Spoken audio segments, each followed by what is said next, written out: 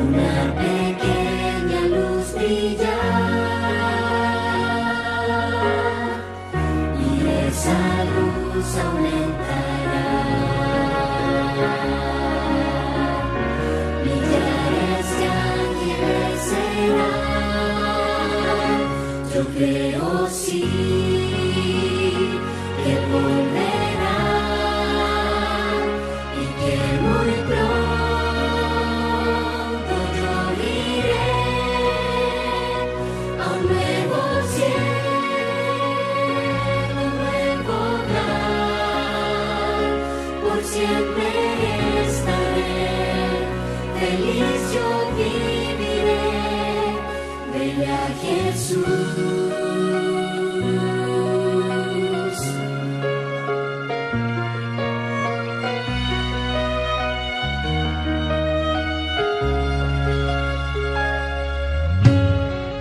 La voz de Dios retumbará, con gloria en las nubes surgirá, generaciones se unirán, y para siempre cantarán. Yo creo sí que Él volverá, y que muy pronto yo iré a un nuevo cielo, un nuevo hogar. Por siempre estaré feliz, yo viviré, veré a Jesús.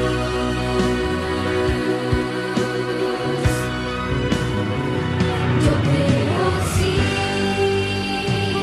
que Él volverá, y que muy pronto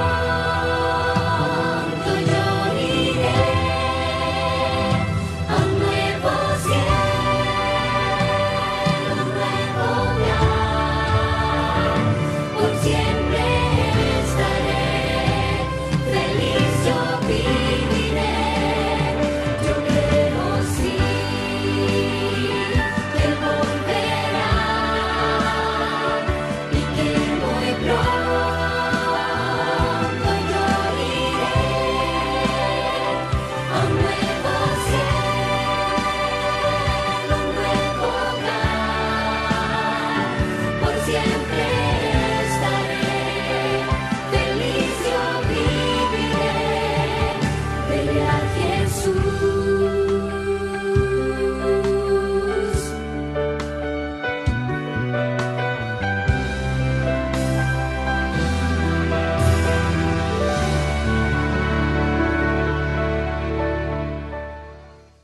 Muy buenas noches, apreciada familia, amigos, hermanos, líderes que nos acompañan en esta noche. Qué grato poder compartir nuevamente con ustedes este espacio, este momento durante este Congreso de Cristología en el cual estamos compartiendo, aprendiendo muchas cosas por aquellos instrumentos que Dios está utilizando al exponer su palabra. En esta noche estará acompañándonos Aneuri Vargas, quien trabaja en la Universidad Nacional Adventista de República Dominicana y quien estará compartiendo con nosotros el tema titulado Justificación por la fe. Así que pongamos mucha atención porque sé que es un tema muy interesante de la cual vamos a aprender muchas cosas, y cualquier inquietud, cualquier pregunta, usted entonces la comparte por el chat, y como hemos anunciado, el día sábado estaremos dando respuesta a sus inquietudes, a sus preguntas.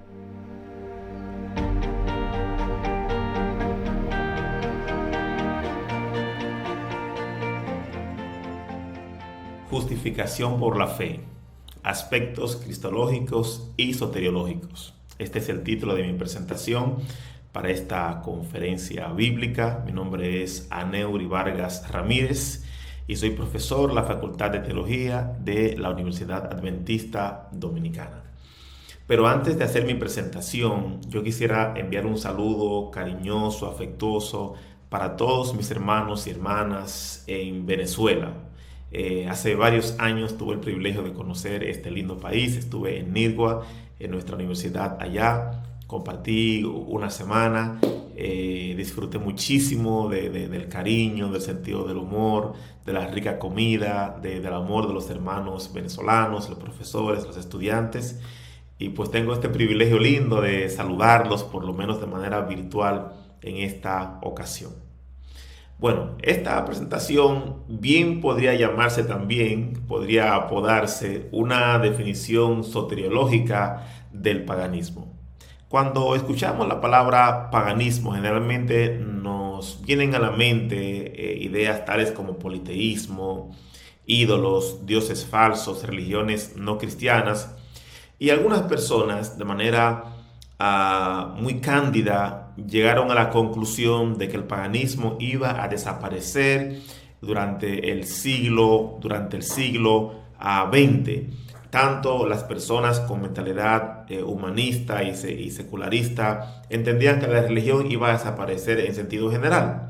Pero también había un optimismo de parte de los cristianos que creían que la fortaleza de las misiones cristianas iba a invadir todo el mundo y que el paganismo iba a desaparecer.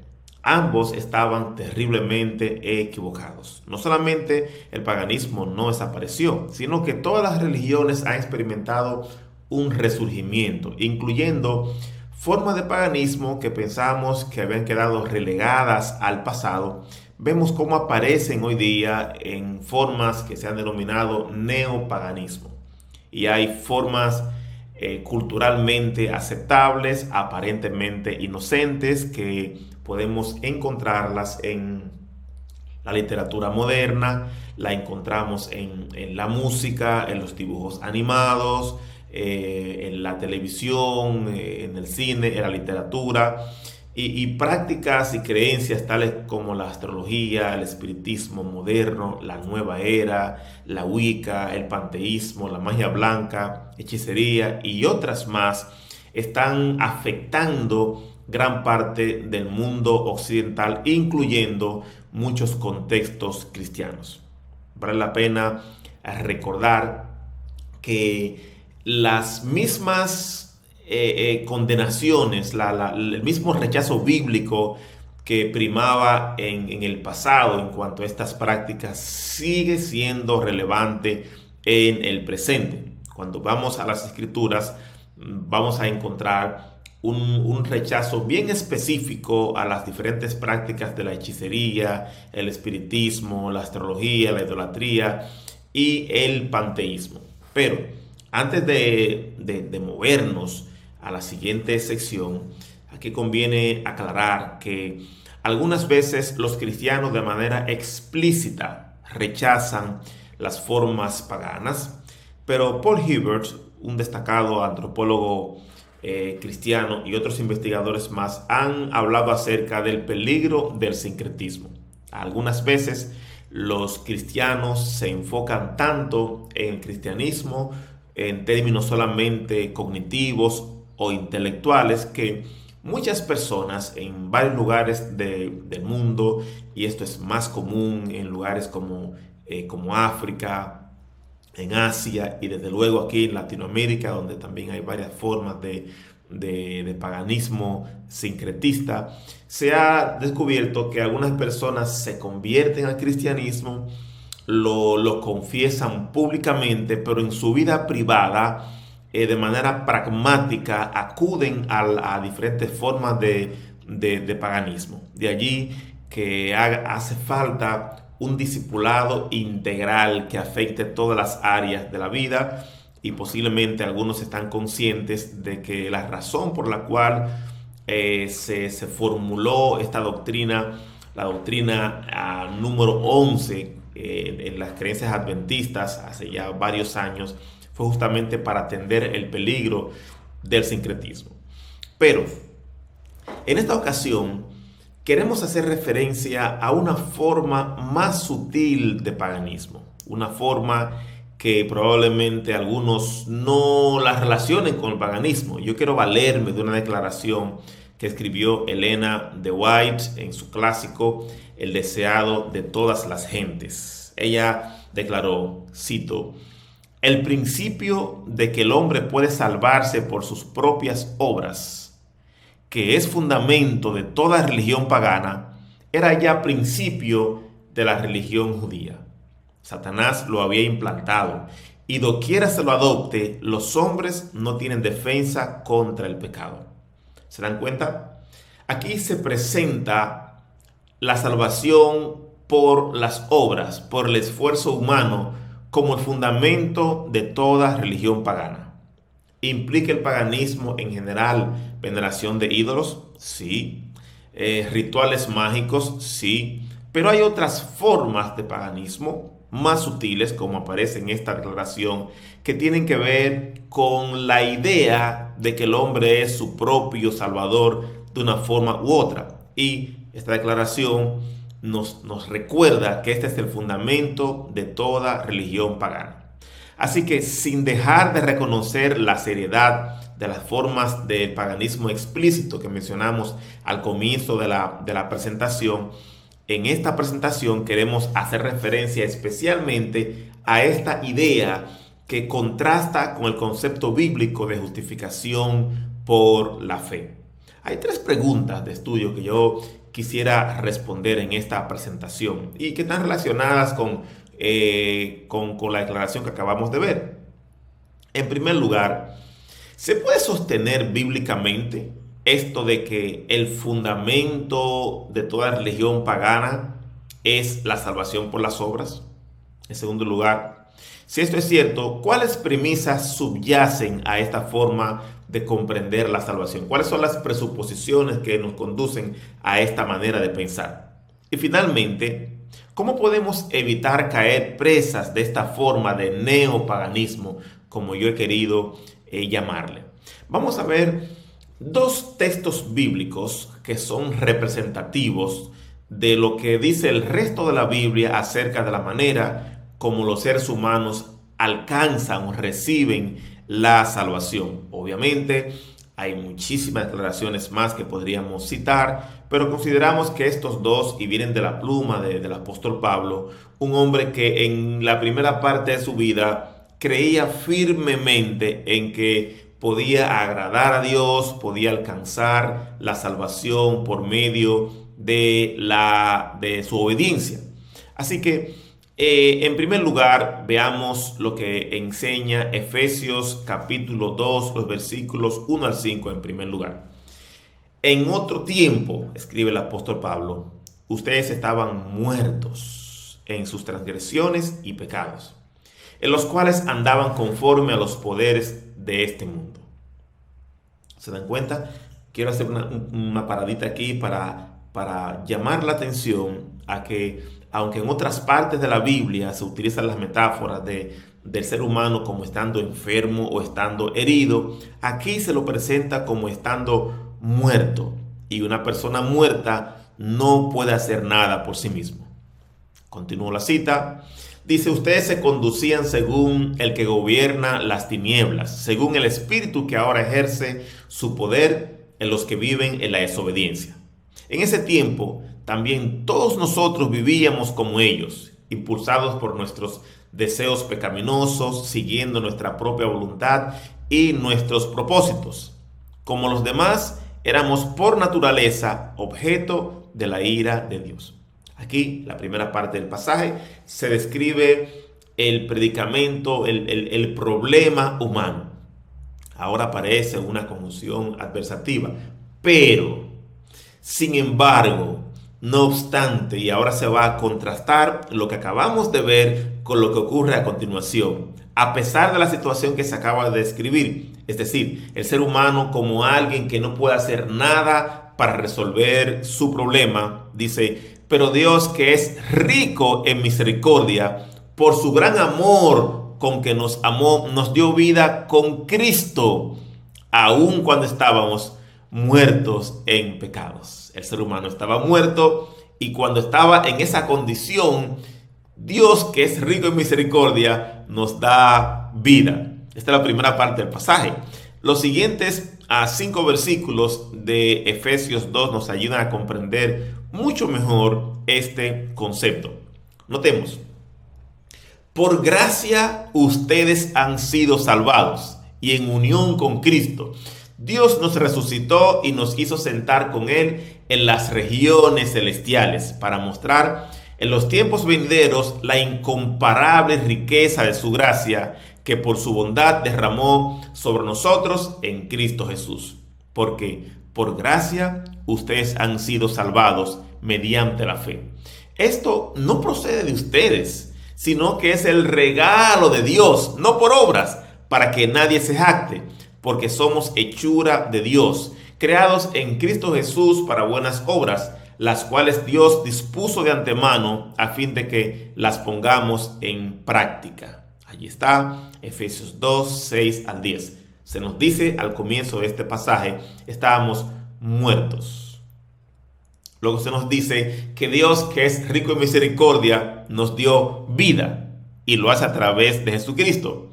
Ahora aquí se nos recuerda que somos salvos por gracia, por medio de la fe. Estos son dos conceptos clave siempre que queramos comprender el tema de la salvación. Gracia es la disposición de Dios, la misericordia de Dios de ofrecernos la salvación gratuitamente. Fe es cuando tú y yo extendemos la mano para recibir ese regalo, y aún ese hecho ocurre porque el Espíritu Santo nos mueve a aceptarlo. Así que somos salvos por gracia, por medio de la fe en Cristo Jesús, y se aclara, no por obras para que nadie se gloríe, para que nadie se jacte. Este es el primer pasaje. El segundo pasaje viene también del apóstol Pablo en su conocidísima epístola a los Romanos, que es una parada inevitable siempre que se habla acerca de la salvación por la fe. En consecuencia, ya que hemos sido justificados mediante la fe, aquí está más explícito, tenemos paz con Dios por medio de nuestro Señor Jesucristo. También por medio de Él y mediante la fe tenemos acceso a esta gracia en la cual nos mantenemos firmes. Así que nos regocijamos en la esperanza de alcanzar la gloria. Y ahora que hemos sido justificados por su sangre, con cuánta más razón por medio de Él seremos salvados del castigo de Dios. Porque si cuando éramos enemigos de Dios fuimos reconciliados con Él mediante la muerte de su Hijo, con cuánta más razón, habiendo sido reconciliados, seremos salvados por su vida. Y no solo esto, sino que también nos regocijamos en Dios por nuestro Señor Jesucristo, pues gracias a Él ya hemos recibido la reconciliación. Esto se encuentra en Romanos 5, versículos 1 y 2, y Romanos 5, versículos 9 y 10. Alguien se podría preguntar, ante declaraciones tan claras, tan diáfanas como estas, ¿cómo es que algunos cristianos pueden aferrarse aún a la idea de que el ser humano participa de la salvación en el sentido de que sus esfuerzos, su disciplina, su voluntad son los que logran o aún complementan la aparentemente insuficiente obra de Cristo? Bueno, la soteriología está inevitablemente precedida por la cristología y la martirología. Es decir, antes de una persona desarrollar una comprensión de qué es la salvación, primero tiene alguna idea, correcta o no, sobre qué es el pecado y sobre cuál es la naturaleza de Cristo. Este razonamiento, si se le puede llamar así, esta idea me llamó la capté por primera vez en una clase que tomé con el doctor Dupertuis cuando estaba en la maestría, una clase interesantísima, y encontré una cita en uno de sus libros, uno de mis favoritos, el clásico El carpintero divino. En la página 81, el doctor Dupertuis nos recuerda la comprensión del Evangelio, y estoy citando, está relacionada directamente con la manera en que se entiende la naturaleza y los efectos del pecado. Una definición superficial de pecado, solo actos, por ejemplo, va a requerir un evangelio donde la gracia de Dios no figure en forma prominente y donde el hombre puede aportar más y en última instancia jugar un rol importante en su salvación. En tal caso, el énfasis se centra en la obediencia como un requisito más bien que como el fruto de una relación con el Señor. Ahí está. No puede quedar más claro la relación entre la soteriología y la martirología, y como veremos a continuación también la cristología. Por eso estamos hablando de los aspectos soteriológicos y cristológicos de la justificación por la fe.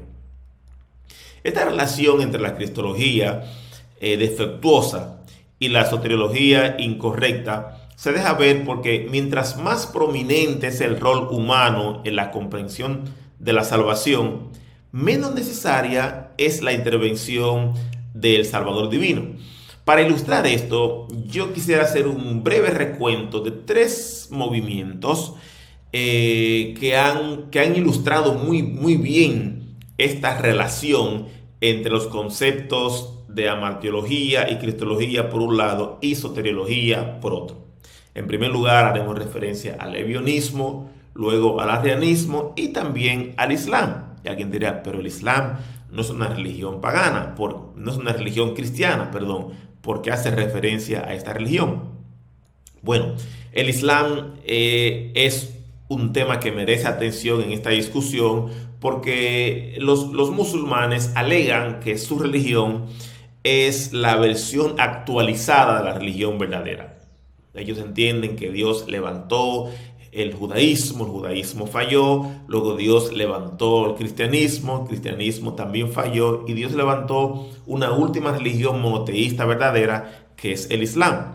Entonces, dada la amplitud del Islam y su impacto en el mundo moderno, quisimos considerarlo porque también nos ayuda a ejemplificar cómo algunos conceptos relacionados con la naturaleza del pecado y la comprensión de la persona de Cristo tienen una correlación con la forma como se entiende la salvación. Comencemos con el ebionismo. El ebionismo fue una de las primeras herejías cristológicas a las que tuvo que enfrentarse la iglesia cristiana. Los defensores de este punto de vista del siglo II reaccionaron al misterio de Cristo simplemente negando su divinidad por completo. Estos cristianos judíos eran como los judaizantes que el apóstol Pablo había enfrentado durante su ministerio. El historiador John N.D. Kelly informa que ellos, cito, rechazaban el nacimiento virginal, considerando al Señor como un hombre normalmente nacido de José y María. Él era, según ellos, el Mesías predestinado, y en esta capacidad él regresaría a reinar en la tierra. Noten ahora que como los ebionitas percibían a Cristo como un mero ser humano, alguien como un profeta del Antiguo Testamento, no podían aceptar la salvación por la fe en Cristo solamente.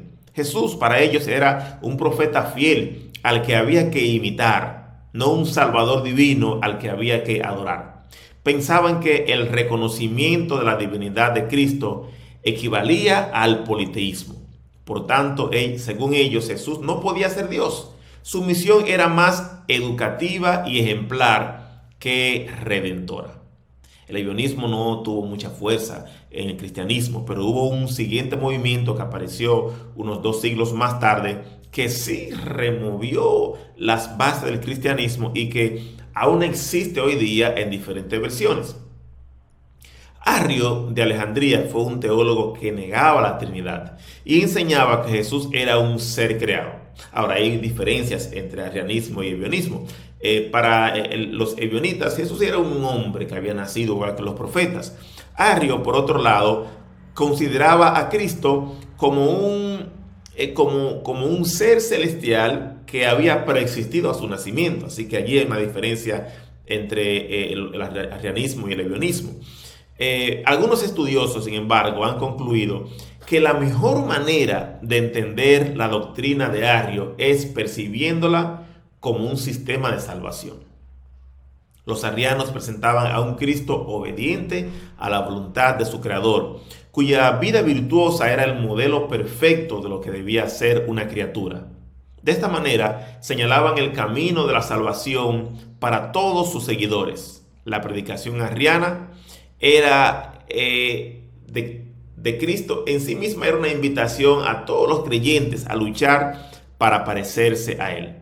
Esto implicaba que la salvación se lograba por medio de los esfuerzos humanos para imitar el comportamiento de Cristo, más que por la fe en el sacrificio de Cristo. Así que tanto para ebionitas como para arrianos, Cristo es sobre todo un ejemplo que debemos imitar, y por medio de esa imitación alcanzamos la salvación. Pasemos ahora a mirar el Islam, esta religión que ha impactado el mundo de muchas maneras. La definición islámica del pecado es muy simplista. El pecado se define como una serie de actos individuales incorrectos que pueden ser contrarrestados por actos de obediencia a Alá. Por eso, cito, la noción de justificación por la fe en Cristo es, según los pensadores islámicos, absurda y totalmente desastrosa para la moral humana. Otras lecciones que vemos es que debido a la forma en que los eruditos musulmanes definen el pecado y la naturaleza humana, los musulmanes no ven la necesidad de un salvador. Las obras de los creyentes obtienen la salvación. En el Islam no existe el concepto de pecado original. Los musulmanes creen que el pecado no es un estado del ser y que los humanos tienen el libre albedrío para evitar el pecado siguiendo el camino correcto de la religión. Según el Islam, todos los niños nacen inocentes y no necesitan ser salvados o nacer de nuevo, según el profesor Masoud Jerabadi. Y aquí podemos ver lo que están relacionados con la famosa controversia entre Pelagio y Agustín. Pueden ver aquí un fuerte enfoque pelagiano en las ideas del Islam.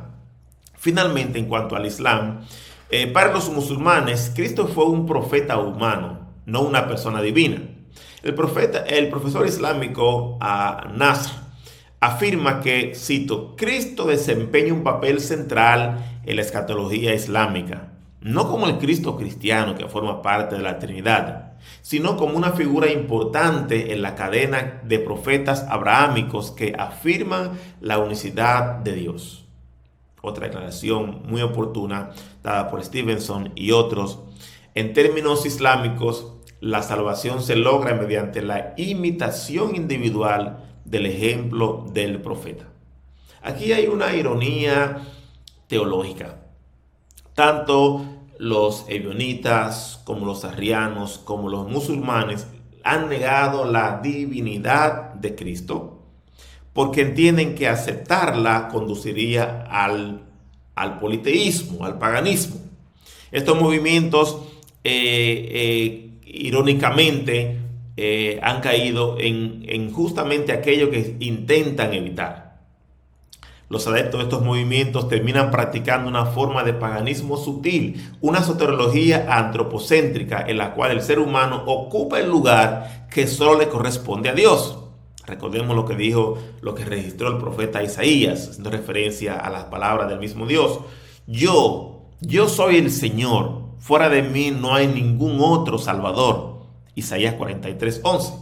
Esto es interesante porque cuando Cristo desaparece como Salvador y el ser humano juega el papel central para salvarse a sí mismo, sí, Isaías tiene razón al citar las palabras del mismo Yahvé, que no hay otro Salvador fuera de él. Quiere decir que cuando el ser humano intenta alcanzar la salvación por sus propios esfuerzos, entonces se está colocando en el lugar de Dios y está practicando una forma entonces de paganismo.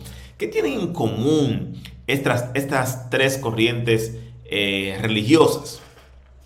En primer lugar, notamos que todas reconocen a Cristo como un ser sobrenatural. Aún en el ebionismo, donde la naturaleza de Cristo no es divina, pero todavía es sobrenatural al nacer de una virgen, igualmente los arrianos no reconocen a Cristo como plenamente Dios, sino como un ser creado exaltado.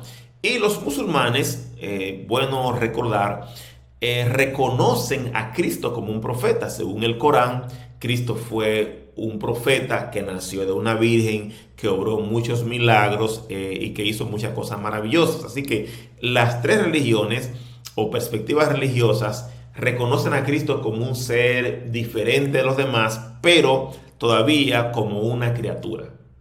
Ante la ausencia, número 2, de un Salvador amoroso y todopoderoso, entonces el ser humano queda como el principal responsable de su salvación, y eso es neopaganismo, porque le estamos quitando a Dios su rol, y una criatura no puede salvar a otra criatura. Cristo como criatura no puede salvarnos, y yo mismo tampoco puedo redimirme a mí mismo.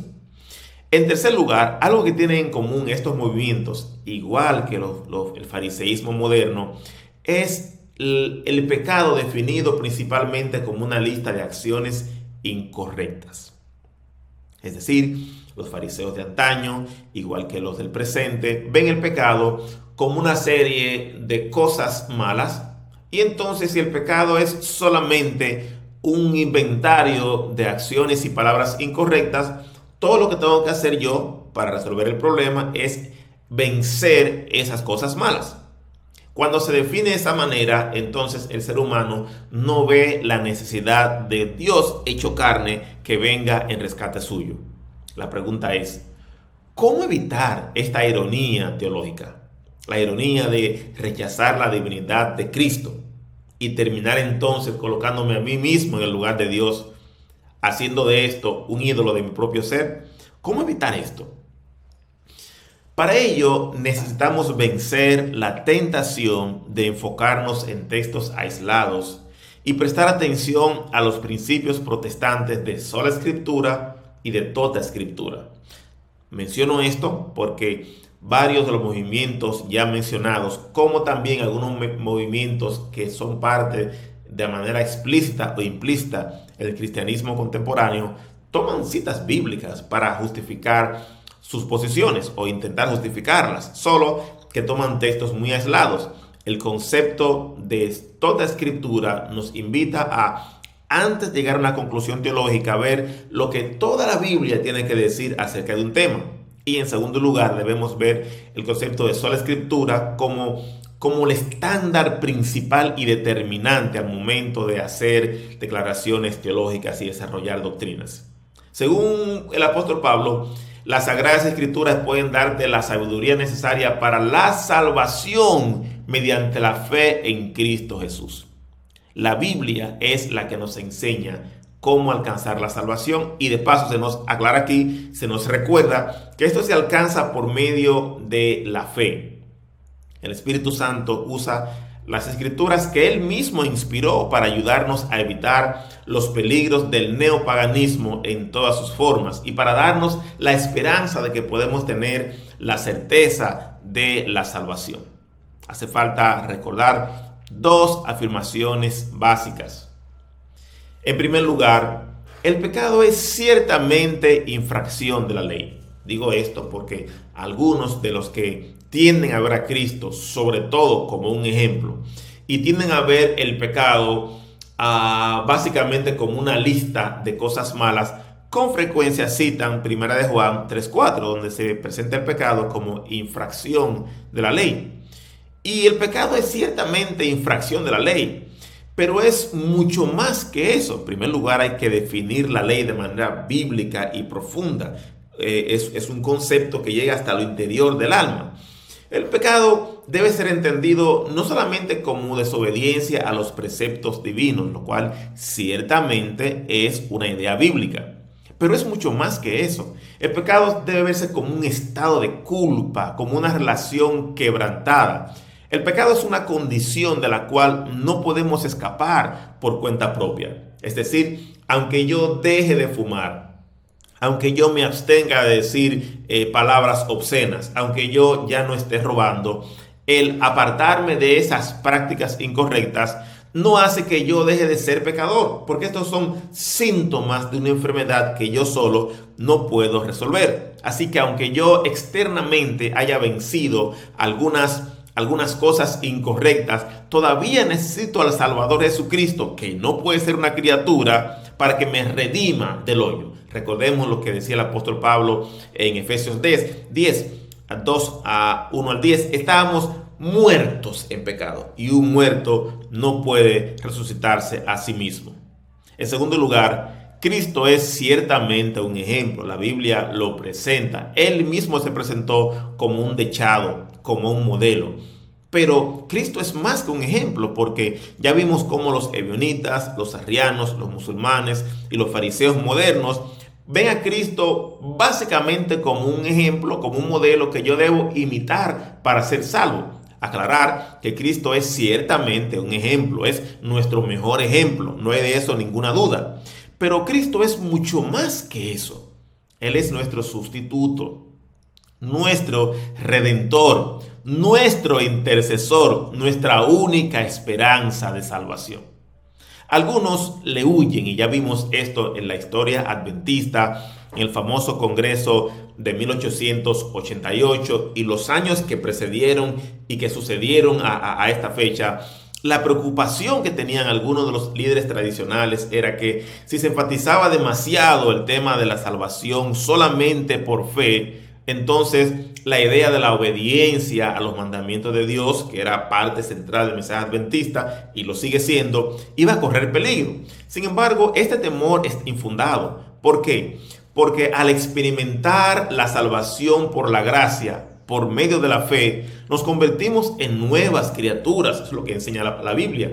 Y el Espíritu Santo implanta en nosotros el principio del amor, el cual es el motor, el fundamento de la obediencia genuina. El creyente que comprende el concepto bíblico de la justificación por la fe es el creyente que estará más dispuesto a obedecer por amor y agradecimiento a la ley de Dios sin caer en la trampa del neopaganismo, o sea, del legalismo. No hay necesidad de tener temor.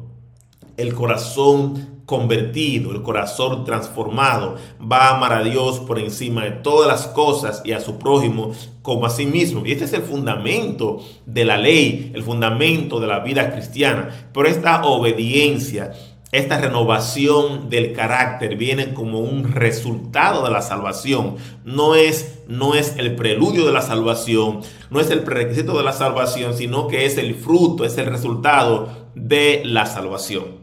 Así que regresemos a nuestras preguntas con las cuales comenzamos esta presentación. ¿Se puede sostener bíblicamente la idea de que la salvación por las obras, por el esfuerzo humano, es el fundamento de toda religión pagana? Definitivamente sí, porque la Biblia nos presentó, ya lo vimos hace un momentito, que solamente Dios puede salvarnos. Y entonces, si yo quito a Dios de esa posición y me pongo a mí mismo, me estoy haciendo de mí mismo un Dios. Eso es el fundamento de toda religión pagana. Sea que haya ídolos o no, sea que haya rituales mágicos o no, ya estoy quitando a Dios del lugar que le corresponde. En segundo lugar, ¿cuáles premisas subyacen a esta forma de comprender la salvación? Ya nos dimos cuenta. Una definición demasiado simplista del pecado, solamente como ciertas acciones malas externas, y ver a Cristo básicamente como un ser exaltado que sirve como nuestro ejemplo. Estas dos premisas deben ser corregidas bíblicamente antes de que podamos comprender la justificación por la fe.